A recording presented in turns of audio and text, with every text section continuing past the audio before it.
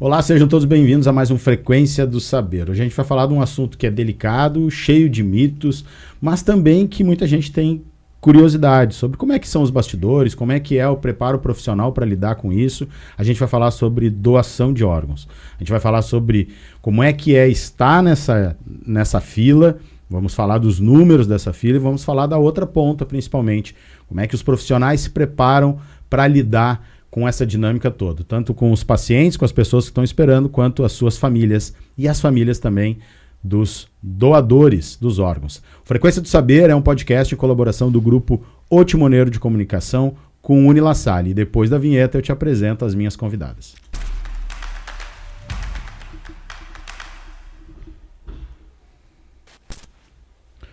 Bem, eu recebo aqui na minha frente a Simone Lizakovski, que é doutora em pediatria pela UFSPA, mestre em ensino da saúde, especialista em áreas como oncologia, doação e transplantes e docência no ensino superior. Coordena a especialização em doação e transplantes da Escola de Saúde Santa Casa La Salle. Muito bem-vinda. Bom dia.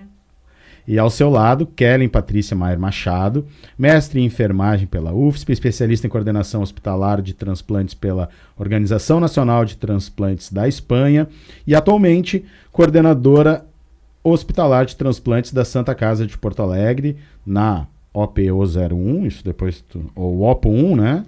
Isso, né? E também dedica experiência em educação, atuando como professora voluntária em projetos sociais e incentivo de doação de órgãos e tecidos. Seja bem-vinda. Muito obrigada, é um prazer estar aqui falando de um tema tão relevante. Legal. Ó, o currículo delas inteiro vocês veem aí na descrição, porque senão a gente ia pegar uns 10 minutos aqui do nosso episódio. Então eu dei uma encurtada, né, pra gente adiantar. Professoras, eu gostaria de a gente começar falando sobre como é que está o cenário hoje de doação de órgãos, como é que está a fila, qual é o raio-x do momento, a fotografia do momento no Brasil e também no Rio Grande do Sul, se a gente puder dar esse recorte. Então, bom dia a todos. Trazendo um pouquinho a realidade do nosso país, hoje os números mostram que mais de 70 mil pessoas aguardam por um transplante no nosso país, dos mais diversos segmentos aí, transplante de córnea, transplante de rim, transplante de pulmão, coração, fígado. Então, são muitas pessoas, né, aguardando o momento de poder transplantar. E hoje a lei no Brasil, né, quem autoriza a doação é a família, então ainda é muito difícil que essas pessoas consigam o tão sonhado transplante. E a realidade aqui no nosso estado é aproximadamente 3 mil pessoas aguardando por um transplante. Então, são números que a gente ainda precisa trabalhar muito para tentar reduzir. Esse número em relação, sei lá, anos anteriores, a gente tem um comparativo, ele está mais alto, está mais baixo? Como é que a gente pode lidar com isso? O que a gente observa, assim, é que o pós-pandemia, esse número aumentou muito, né? Antes da pandemia, nós tínhamos em torno de 39 mil pessoas aguardando por um transplante, então a gente observa que esse número vem crescendo. E aí são vários fatores, né? A negativa familiar, ela é alta no nosso estado e no nosso país como um todo. O adoecimento da população, então as pessoas vão ficando doentes e, consequentemente, muitas aí as doenças evoluem para precisar de um transplante futuramente, né?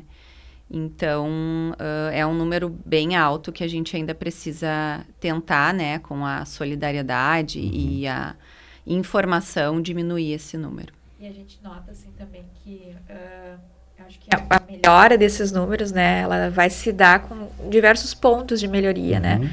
Eu acho que a formação dos profissionais, né, que eles entendam esse processo, a necessidade de se aprimorar, mas também a informação para os familiares, né? É muito difícil lá a gente pensar no momento da morte de um familiar, né, em querer ajudar o próximo, em pensar na doação.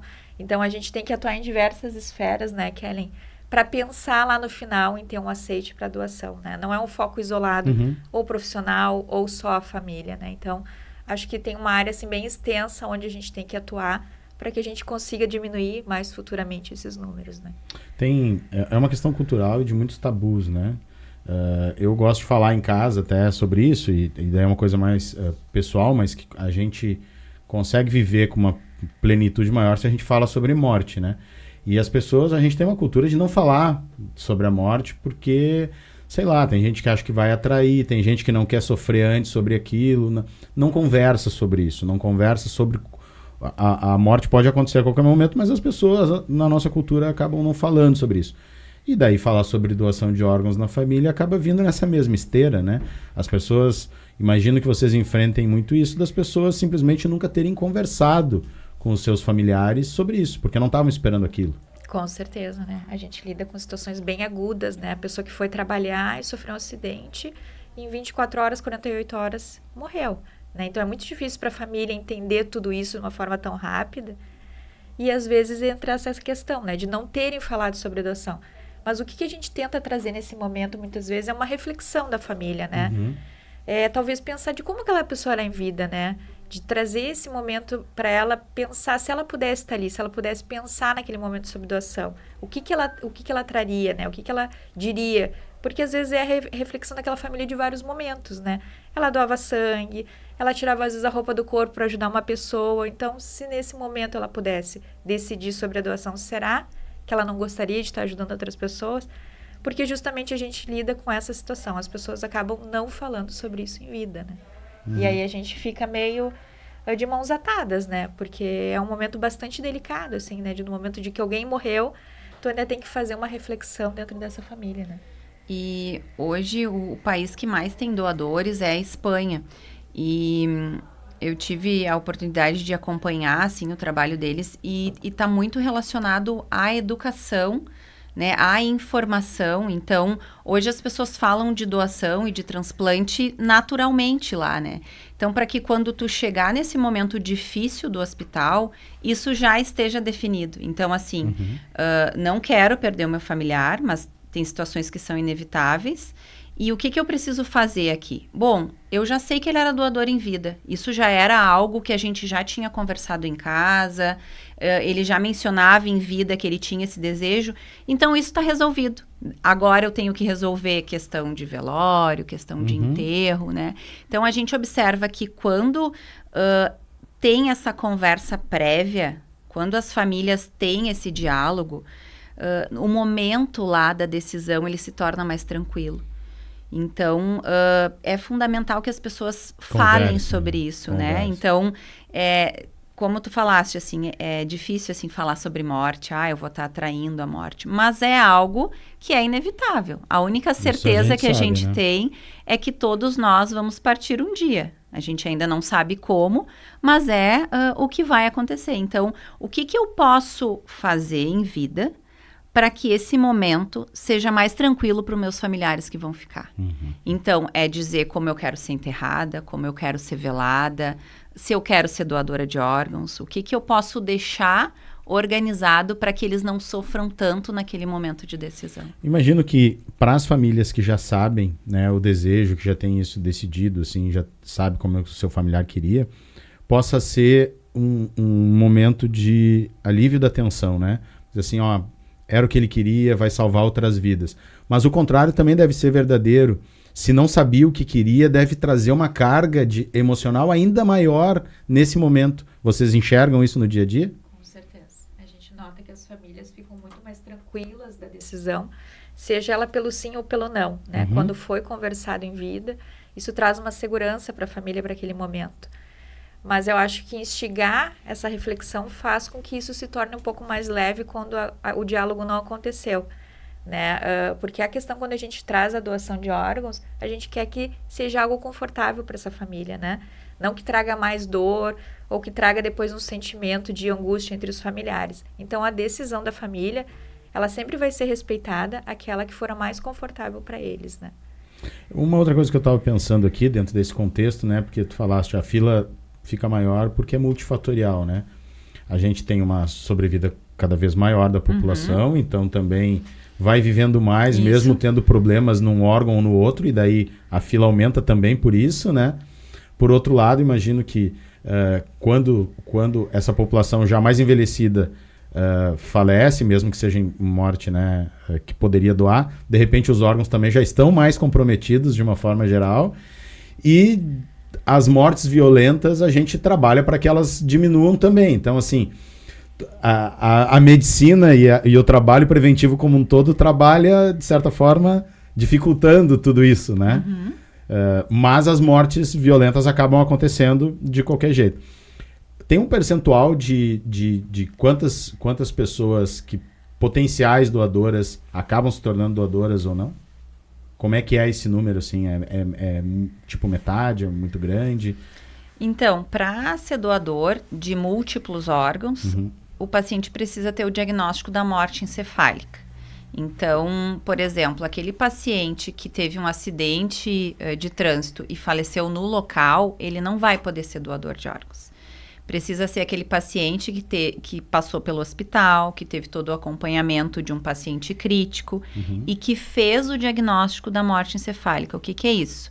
O cérebro, que é quem comanda todo o nosso corpo, ele não funciona mais. E no momento que ele para de funcionar, ele não retorna, né? Mas os órgãos, por ele estar dentro de um hospital, com todo o suporte terapêutico, em ventilação mecânica, os órgãos ainda seguem funcionando por um tempo. Então, é uma porcentagem muito pequena de pacientes que podem ser doadores de órgãos. Existe a doação em vida, sim. Por exemplo, eu tenho 2 rins, eu posso doar um dos meus rins para um dos meus familiares, mas é somente entre familiares. Mas os órgãos, né, coração, pulmão, é somente o paciente que faleceu. Então, é uma porcentagem muito pequena que pode ser doadora. E dessa porcentagem pequena, o órgão ainda tem que estar viável. Então, por exemplo, às vezes a gente consegue fazer o diagnóstico da morte encefálica e importante ressaltar aqui que cada país tem a sua legislação a respeito disso. Então, aqui existe um protocolo da legislação brasileira que ele é extremamente rigoroso, muito mais rígido do que outros países. Então, é uma série de exames que são feitos por especialistas diferentes, então não é um único médico que vai comprovar esse diagnóstico. Então, são exames clínicos, exames de imagem para comprovar realmente a morte, né? Então, é uma porcentagem pequena, e dessa porcentagem pequena, que a gente diz que são 10% das mortes dos hospitais, uma porcentagem ainda menor é a que vai poder ser doadora de órgãos, né? É aqueles pacientes que não têm nenhuma doença que vá passar para o receptor, que não tenha nenhuma contraindicação, né? Então, é uma tarefa difícil e que cada vez mais precisa da conscientização da população. Porque no momento que eu digo que somente uma porcentagem vai fazer o diagnóstico da morte encefálica e uma porcentagem menor ainda vai poder ser doador, a gente entra na questão familiar. Sim. Que depois do diagnóstico feito, a família ainda precisa dizer o sim. Então, a gente se depara com situações que a gente faz o diagnóstico, a gente confirma a morte daquele paciente e quando a gente vai conversar com a família opta por não doar. Entendi. Bem, daí tem todo tudo isso que são vários tabus, boatos, enfim, várias coisas que envolvem esse momento, né? Que as pessoas estão vivenciando. Mas então, vamos olhar agora do ponto de vista do profissional. Como é que ocorre tudo isso no bastidor de um hospital, assim? Porque a gente está falando do ponto de vista do familiar, teve, nesse exemplo, um acidente, as pessoas foram para o hospital, ali lutou pela vida, daí chegou o momento que não tem mais o que fazer, né? Os médicos dizem o que aconteceu. Como é que acontece tudo isso, assim? Vamos imaginar do ponto de vista dos profissionais. Chega um paciente que pode ser de um trauma desse, assim, como é que se desenrola tudo isso dentro do hospital? No bastidor. Existem dentro dos hospitais equipes capacitadas para isso, né? Que são as EDOTs. Então, existem profissionais que eles estão lá para fazer essa avaliação, né? Quando existe um paciente que tem uma possibilidade que está em morte encefálica, esse profissional já vai organizando, vai acompanhando os testes, vai conversando com a família no sentido de acolher, de trazer a família para aquele momento, de entender a gravidade, exatamente.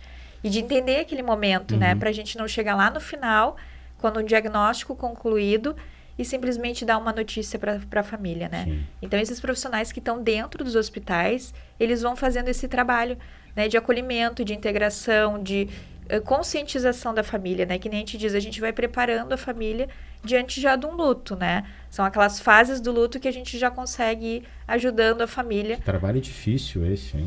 É um trabalho bem delicado, né? A gente identifica que são poucos profissionais dentro dos hospitais que têm essa sensibilidade, né? Que conseguem desenvolver essa habilidade de acolher, de conversar, né? De estar ali junto com a família, para que a doação seja algo leve e seja uma continuidade daquilo que ela vem recebendo dentro do hospital, né? E daí, depois que se chega ao fato, quanto tempo tem, qual é a janela do momento que é decretado ali, o tempo de fazer tudo, a família decidir e poder fazer todo o operacional? A gente estima, assim, que um diagnóstico de morte cefálica, quando não tem que repetir algum exame, ele leva em torno ali de 4 horas, 6 horas, né? A gente não tem um tempo, porque cada família tem o seu tempo, né? Para compreender a morte, às vezes é um familiar que tem que vir de mais longe, é um líder religioso que tem que estar ali com a família naquele momento, então a gente tem que identificar essa necessidade da família, né? E tá acolhendo e tá respeitando esse tempo da família. A doação de órgãos, ela vai acontecer no momento em que a gente entendeu que a gente pode falar sobre isso com a família. Né? Não existe um horário, eu tenho 1 hora para falar com a família, né? A gente sabe que a questão da doação é uma corrida contra o tempo, né? Quanto mais rápido isso acontecer, maior a viabilidade, maior a chance de poder doar um maior número de órgãos possíveis, mas a gente sempre respeita a família, o tempo é da família, né? Então, quando a gente consegue oportunizar e falar sobre a doação, a gente também entende a necessidade da família com relação à entrega do corpo, né? Então, normalmente a família, a gente vai saber se ela está mais desgastada, se ela tem uma necessidade de, bom, eu posso esperar até amanhã de tarde, eu posso esperar até amanhã de manhã, ou eu preciso enterrar hoje de noite, ou eu preciso levar, né, translado para outro município, para outro estado. Então, a gente organiza tudo isso junto com a família, a gente está ali para estar apoiando e auxiliando eles nesse momento, para que a doação, né, venha como algo consequente, né, como algo mais leve e que traga, que nem a gente diz, no futuro, né? Naquele momento é difícil pensar, mas no futuro muitas famílias nos procuram trazendo a doação como um acalento, né? Como algo que naquele momento não foi tão, né, pensado, mas que depois, no passar dos dias, aquilo ajudou muito eles com relação ao luto, a saber que continuou um pedacinho daquela pessoa que tu amava em outra pessoa, que ele continuou ajudando, né? Então, é isso que a gente espera, na realidade, com a doação, além de diminuir uma lista, né? E quando a gente fala em lista, são pessoas, né? Que estão, famílias que estão lá do outro lado, mas também que a doação possa estar ajudando essa família que doou também, né? De alguma forma. E aqui a gente está falando dos profissionais que estão fazendo esse trabalho direto com a família, mas tem uma gama de outros profissionais que estão trabalhando no preparo, nessa logística toda, né? Porque depois disso tudo acontecer, tudo tem que ser muito rápido. Então, são várias pessoas que têm que estar preparadas para esse processo todo. A gente costuma dizer que para ter um doador de órgãos, a gente precisa envolver mais de 100 profissionais. Então, são os profissionais lá da ponta, que estão na UTI, na emergência, a equipe que a Simone citou, são os profissionais da Central de Transplante do Estado, porque tudo que nós realizamos relacionado ao protocolo da morte cefálica e a doação é reportado para a Central de Transplantes do Estado, que é quem coordena todo esse serviço, quem avalia, vê se foi tudo feito corretamente, né? E aí depois entra as equipes que fazem a retirada dos órgãos, a remoção dos órgãos, mais as equipes que fazem o transplante depois no hospital. Então, são muitos profissionais envolvidos. E depois que a gente faz a remoção dos órgãos, esse transplante ele tem que acontecer muito rápido. Então, por exemplo, se eu tiver um doador de coração hoje, depois do momento da retirada desse órgão, a gente tem até 4 horas para implantar no paciente que está aguardando em fila. Então, realmente, acaba sendo uma corrida contra o tempo depois que a gente faz a remoção dos órgãos. Mas antes da remoção dos órgãos, a gente vai no tempo da família, né? Claro, esse paciente, ele está em morte encefálica lá no hospital, ele está com tudo de forma artificial, os aparelhos conectados, mas tudo de forma artificial. E aí a gente vai falando isso para a família, olha, o tempo é de vocês, né? Mas a qualquer momento o coração pode parar, porque no momento que eu estou dando um suporte artificial, eu não tenho como prever quanto tempo esse corpo ainda vai funcionar, né? Então, isso a gente deixa claro para a família. Às vezes, a família quer ir para casa pensar e voltar no outro dia com a resposta. A decisão sempre vai ser deles, mas a gente informa isso, que o familiar faleceu e que agora é tudo de forma artificial. Então, por um tempo, a gente consegue manter esses órgãos viáveis, mas a gente não sabe por quanto tempo. Né? Imagino que seja bem difícil controlar a ansiedade, né? De tu tá vendo que tá correndo contra o tempo, né? E ao mesmo tempo tem aquela dor do familiar ali que tu tem que respeitar. Então deve ser bem difícil. Por outro lado, imagino que possa ter acontecido algum caso do tipo da família tá inclinada a decidir pelo sim, mas não deu tempo, porque daí aconteceu o que tu falou, o coração parou. Exatamente. Já teve diversas situações que isso aconteceu, porque é isso, no momento que o cérebro para de funcionar, que a gente comprova a morte, tudo dali para frente é artificial, né? Os aparelhos, as medicações, é para manter os órgãos viáveis. Então, muitas vezes não dá tempo, né? Então, a gente sempre deixa isso bem claro para a família, mas eu acho que o principal, assim, que a gente aprendeu ao longo dos anos, no início a gente tinha muito aquela questão, a família tem que doar e pensando sempre lá em quem tá para receber. Mas eu acho que a gente vai aprendendo com o tempo e entendendo a necessidade da família, assim, né? Que, ok, se a família disser que não, mas é importante que ela saia do hospital esclarecida, acolhida e sabendo que ela fez a melhor decisão, né? Então, eu acho que isso também vai muito da capacitação dos profissionais, saber acolher essa família que está perdendo. Então, não é a minha vontade. Eu, como profissional, eu quero muito que ela doe, porque eu sei as pessoas que estão aguardando por um transplante. Mas eu tenho que entender que naquele momento é a vontade dela, é a história dela com o falecido, é tudo que elas viveram. Eu tô ali como profissional vendo um trecho da vida dela. 1 hora, 2 horas, 6 horas. Mas ela tem toda uma história por trás daquilo ali. Então, é a sensibilidade dos profissionais e entender esse momento da família e respeitar esse momento. E eu acho que aí que tá o diferencial, assim, que a gente consegue observar, né? É desenvolver essa habilidade, né? Não é qualquer pessoa, não basta querer, né? Eu quero trabalhar com isso. A gente se depara, às vezes, com pessoas que querem trabalhar com isso, mas que chega lá na hora e não consegue, né? Então, eu acho que é um desenvolvimento e algo que a gente tem que pensar para uma formação que já venha lá da graduação também, né? Bom, eu não tive isso na graduação, mas como que daqui para frente eu posso me desenvolver nesse sentido? Porque a gente está falando de uma família com relação à doação, à morte encefálica. Mas o acolhimento e esse cuidado que a gente fala da comunicação, da empatia, ele deveria acontecer para todos os pacientes dentro de um hospital, né? É um cuidado, que nem a gente fala assim, o cuidado que a gente presta como profissional de saúde, ele engloba a forma como a gente está acolhendo e se comunicando. Isso é cuidado também. Então, eu acho que é algo que a gente tem que pensar para trás, o que a gente pode fazer para quem está se formando, para quem está chegando lá nas áreas da saúde, mas ir para frente. Quem já passou por isso, já se formou, como que eu posso me desenvolver?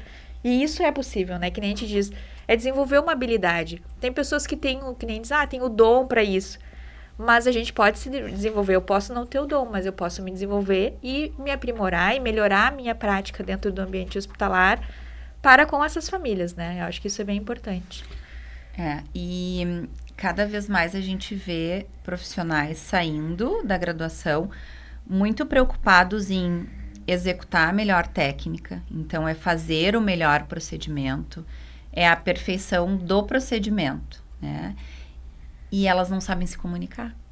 Elas não sabem olhar no olho da família, elas não sabem sentar, elas não sabem ficar em silêncio quando a família precisa de silêncio, porque às vezes a graduação não ensina isso, né? Eles estão muito preocupados com a parte técnica. E aí a gente vê o quanto isso é importante, assim, essa sensibilidade e a comunicação dos profissionais terem essa visão para isso que é importante, né?